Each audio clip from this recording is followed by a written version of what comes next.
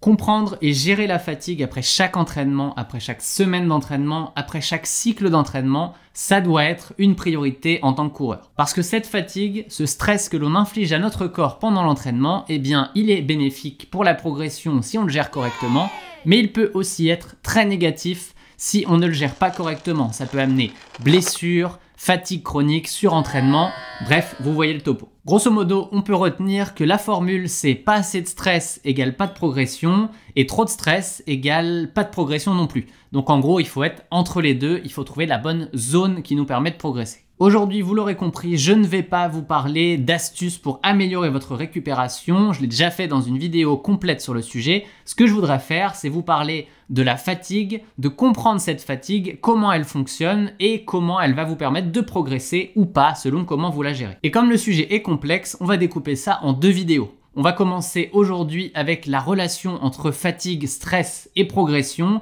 et s'intéresser aux différents types de fatigue que peuvent générer l'entraînement. Et je vais aussi vous expliquer que si vous prenez seulement en compte la fatigue que génère l'entraînement, eh bien vous faites une grave erreur, celle-là même qui m'a mis en burn-out général au mois de mars. Et dans la vidéo suivante, on verra les temps de récupération à respecter en fonction de l'entraînement qu'on a suivi et de sa difficulté. N'hésitez pas à vous abonner à la chaîne et à cliquer sur la cloche pour recevoir la notification de cette vidéo.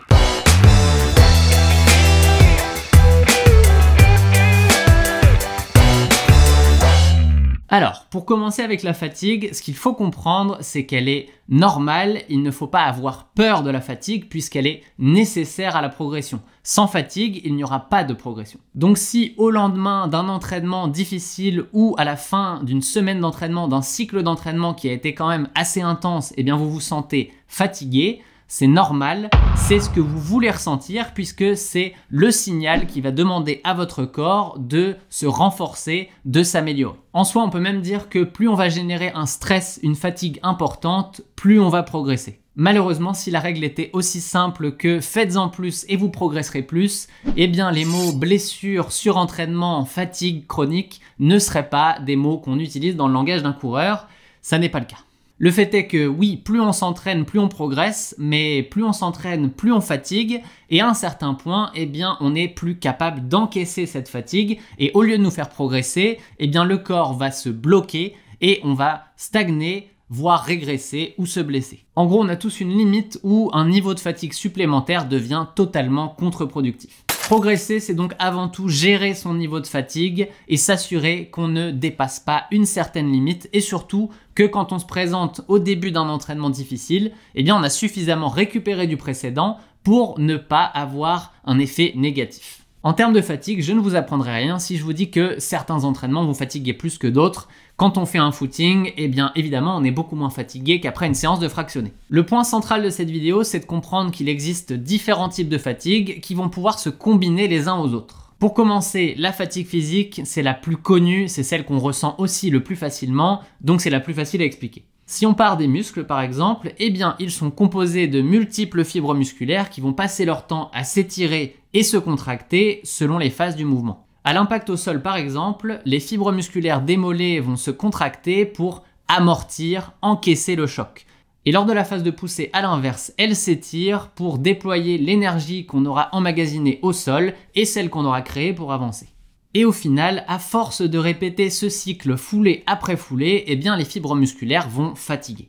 Et cette fatigue, eh bien, elle dépend évidemment de l'intensité de l'effort. Car en fonction de cette intensité, le nombre de fibres musculaires qui va être utilisé en même temps n'est pas forcément le même. Si on est en train de faire un sprint, on va utiliser 100% de nos fibres musculaires, on va leur demander le maximum, alors que si on est en endurance fondamentale, eh bien, il y a une partie des fibres musculaires qui vont être au repos, pendant que certaines vont travailler de manière peu intense. C'est pour ça qu'on peut courir des heures et des heures en endurance fondamentale. Et donc logiquement, plus on court vite, plus on va en demander beaucoup à nos fibres musculaires, plus elles vont fatiguer rapidement. Mais le fonctionnement détaillé de nos muscles, ça n'est pas le sujet du jour, je pourrais y passer 10 à 15 minutes, donc on va rester focus sur la fatigue, on reviendra là-dessus dans une autre vidéo si ça vous intéresse. En gros, plus on avance dans l'effort, que ça soit dans l'intensité ou dans la longueur, et plus nos fibres musculaires vont fatiguer. Quand elles sont trop fatiguées, à un moment, elles s'arrêtent de fonctionner. On en a donc moins qui sont disponibles pour créer de l'énergie et petit à petit, la fatigue s'installe et arrive à un moment où on n'est plus capable du tout de soutenir l'effort. Là, on parle évidemment de cas extrêmes. À l'entraînement, on va rarement aller jusqu'à l'échec musculaire. Par contre, il y a quelque chose qui est intéressant à noter en termes d'entraînement, c'est que cette fatigue des fibres musculaires va aussi pouvoir générer des micro-déchirures à l'intérieur de ces fibres musculaires. Micro-déchirures qui sont totalement normales, qui vont même pouvoir être bénéfiques puisque ce sont les plus faibles qui vont se déchirer et le muscle va juste les réparer, les rendre plus fortes à l'avenir. Quand on parle de micro-déchirures, en fait, ce qu'on va ressentir au quotidien, ce sont des courbatures. Ça n'a rien de problématique, ça se règle généralement en 48, 72 heures, peut-être un peu plus quand elles sont intenses, mais ça fait partie du processus de l'entraînement et c'est ce qui fait que petit à petit, nos muscles vont devenir de plus en plus forts quand on les sollicite de manière intense. Ici, j'ai donc résumé la fatigue physique aux muscles. On aurait pu aussi parler des tendons qui ont un rôle hyper important dans l'amortissement des chocs au sol et qui vont pouvoir, si on les sollicite trop, avoir une réaction inflammatoire. C'est ce qu'on appelle des tendinites. On a parlé de la fatigue physique, celle qu'on peut vraiment ressentir dans nos chairs,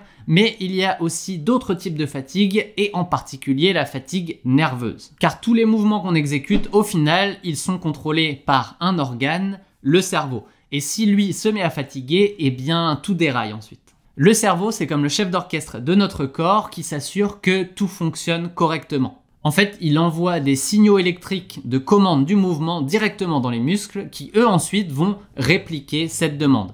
Et dans les muscles, en fait, on a comme des mini-cerveaux qui vont interpréter ces messages et contrôler les différentes fibres musculaires. Ces mini-cerveaux, on appelle ça des motoneurones qui vont choisir quel type de fibre musculaire utiliser en temps réel. Et pour que tout ça fonctionne, eh bien, il faut que les connexions nerveuses entre le cerveau et les muscles soient vraiment sur un timing parfait. Et quand il y a une fatigue nerveuse qui s'installe, eh bien justement ce timing est perturbé, il y a une baisse de la qualité et de la vitesse des connexions entre muscles et cerveau, et c'est là que, en termes de coordination, en termes de qualité du mouvement, eh bien on va en perdre. Et je pense que tous ceux qui ont déjà fait des compétitions où ils ont donné leur maximum ont déjà vécu ce moment où on a l'impression que on n'est plus capable d'exécuter un geste aussi efficacement qu'on le faisait en début de course. On a envie d'aller vers l'avant, on a envie de courir, mais malgré notre envie au final, le geste qu'on arrive à répliquer, eh bien, il n'est pas aussi bon qu'en début de course. Et cette baisse de la qualité du geste, eh bien, elle peut à la fois être liée à la fatigue physique qu'on a vu dans le point 1, mais elle est souvent aussi liée à la fatigue nerveuse. Et pour ceux qui s'intéressent à la capacité neuromusculaire, eh bien je vous invite à regarder la vidéo que j'avais faite sur les entraînements de vitesse parce que c'est là où on va aller la stimuler à 100% et c'est là où on va pouvoir améliorer cette capacité. Allez, on repasse à un sujet connu, on va parler de la fatigue métabolique. Énergie qui nécessite que tout un tas de réactions chimiques soient effectuées en continu pour être créées. On va parler de lipolyse pour la transformation des lipides en énergie et de la glycolyse pour la transformation des glucides en énergie. Et en soi, notre corps a une capacité presque infinie à créer de l'énergie si on lui donne le carburant nécessaire. À l'infini ou presque, puisque si on court suffisamment lentement, on va utiliser principalement les lipides pour créer de l'énergie et ces lipides, eh bien, on en a un stock énorme à l'intérieur du corps. Oui, même ceux qui ont une masse grasse très faible, eh bien, ça donne quand même une capacité de stockage énorme. Et si on ajoute à ça un ravitaillement optimal en glucides et une hydratation bien balancée en électrolytes, eh bien, on va donner tout ce qu'il faut à notre muscle pour fonctionner correctement. La preuve, quand on est sur des épreuves longues comme les ultras en course à pied, eh bien ça n'est pas l'énergie qui pêche en premier en général, c'est plutôt la fatigue musculaire ou nerveuse qu'on a évoquée précédemment. Dans l'entraînement quotidien en tout cas, c'est rarement un facteur primordial. Et en course, évidemment, ça va devenir un facteur majeur. Si on ne se ravitaille pas suffisamment, on n'aura pas la capacité de créer l'énergie pour aller au bout de la course. C'est pour ça qu'il faut tester son ravitaillement à l'entraînement. Dans les séances de fractionnés, si on veut vraiment mettre à mal son système et voir comment il réagit avec de l'intensité, et en particulier dans les sorties longues pour se mettre en contexte de course et en effet, encore une fois, voir comment, avec le temps, le corps accepte un type de ravitaillement ou pas. Parce que la pire des choses, c'est de tester sa stratégie le jour de la course, car ce qui peut marcher pendant 30 minutes, 1 heure, 1 heure et demie, eh bien peut-être qu'au bout de 2 heures, votre système digestif n'en voudra plus, et là vous allez pourrir totalement votre fin de course. Bref, je m'égare, on est sur des sujets que les coureurs longue distance connaissent bien. En général, on a tous expérimenté au moins une fois les effets que ça peut avoir de ne pas s'en soucier, donc ensuite on apprend. et on fait mieux la fois d'après. Et pour finir, il y a la fatigue que j'appelle générale, un type de fatigue qui est beaucoup trop souvent oublié à tort. À tort parce qu'au final, c'est le type de fatigue qui est presque le plus important pour les amateurs que nous sommes. En soi, cette fatigue, c'est la somme des différentes fatigues qu'on a pu évoquer précédemment et on y ajoute la fatigue du quotidien. Et en fait, on pourrait voir cette fatigue générale comme notre barre d'énergie si on était dans un jeu vidéo. Et comme dans un jeu, eh bien, cette barre d'énergie, elle est limitée. Chaque jour, on part avec une barre d'énergie qui va être plus ou moins pleine en fonction de comment on a récupéré de la veille. Et cette barre d'énergie, eh bien, c'est l'énergie qu'on a pour effectuer toutes nos actions du quotidien. Donc tout ce qui va se passer dans notre vie perso, dans notre vie pro et dans les entraînements. Plus on se donne dans une journée, plus on va avoir besoin de repos pour retrouver notre capacité initiale. Et ce qui est important à comprendre quand on parle d'entraînement, c'est que si on a eu une journée stressante sur l'aspect pro ou perso et que quand on arrive au moment de notre entraînement, on est déjà très fatigué, eh bien, on ne va pas pouvoir être à 100% sur cet entraînement. On va déjà avoir entamé son capital de fatigue et donc il va nous rester un tout petit peu d'énergie pour cet entraînement et forcément, ça va être compliqué de le réaliser dans de bonnes conditions. Et ça, eh bien, ça va compter dans la qualité de la progression que pourra amener un entraînement. Grosso modo, deux personnes qui vont effectuer un même entraînement ne vont pas générer le même niveau de progression en fonction de la fatigue générale qu'ils ont. Quelqu'un qui est extrêmement reposé, qui est en pleine forme au moment d'attaquer un entraînement, il va pouvoir en tirer un maximum de bénéfices, alors que quelqu'un qui arrive sur un entraînement totalement cramé, eh bien, il va peut-être pouvoir réussir cet entraînement, mais le corps va avoir du mal à l'encaisser, à l'emmagasiner et à le transformer en progression. Et c'est là que tout part en vrille pour beaucoup d'amateurs que nous sommes. Car le nombre d'entraînements qu'on va pouvoir réaliser et la progression qu'on va pouvoir en tirer, eh bien, elle dépend énormément de ce que l'on fait dans notre vie quotidienne.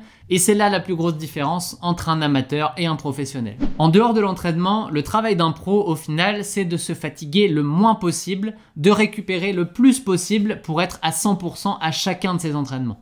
Évidemment, il y a aussi une question de capacité d'entraînement qui va pouvoir se créer année après année. Quand on augmente son volume, on le fait toujours progressivement et les pros, eh bien, ils ont augmenté ça d'année en année depuis leur plus jeune âge. Donc aujourd'hui, ils sont capables d'encaisser des volumes énormes. Mais s'ils avaient une vie stressante comme certains amateurs, eh bien, beaucoup de pros n'arriveraient clairement pas à avoir le niveau qu'ils ont aujourd'hui. Donc oui, dans la progression en course à pied, il y a la génétique évidemment, il y a aussi l'implication qu'on a dans son entraînement, mais il y a des facteurs qu'on ne maîtrise pas forcément et qui sont liés à notre vie quotidienne et qui peuvent nous empêcher de progresser autant qu'on voudrait. C'est pour ça que je conseille toujours de se mettre des objectifs qui soient réalistes en fonction de notre vie et pas d'être utopiste en envisageant des choses qui ne sont au final pas atteignables. Bref, je m'égare, j'espère que cette première vidéo sur la fatigue vous aura intéressé et si c'est le cas, eh bien je vous donne rendez-vous la semaine prochaine pour la deuxième.